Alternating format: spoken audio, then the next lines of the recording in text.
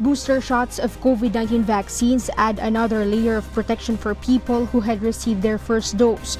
But the country's Department of Science and Technology Vaccine Expert Panel explains that booster doses should be given 6 to 8 months after the second dose.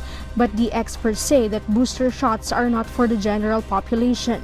A booster shot is only for individuals who are immunocompromised. When a person is immunocompromised, his immune system's defenses are low, affecting its ability to fight off infections and diseases.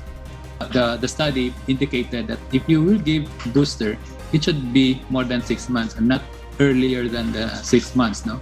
Yung mga HIV, okay, yung mga may cancer, yung mga merong elderly, no, 60 years old and above or more than that, and those who are taking mga immunosuppressive drugs, especially for those who are mga post-transplant, mga chronic kidney diseases, no?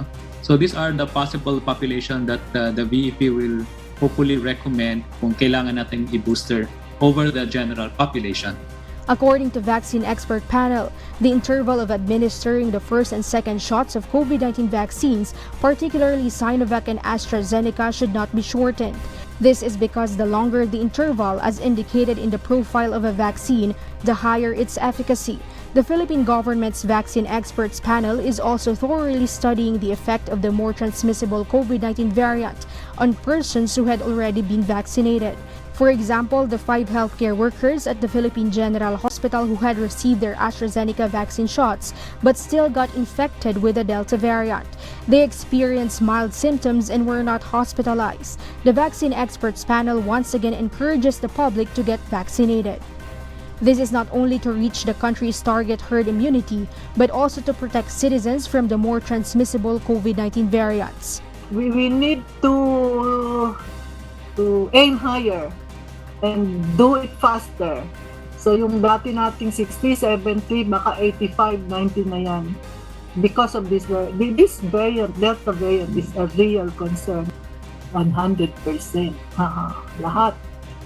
When you have a variant that is highly transmissible, for example, and your protection will be like 65 or 70%, no?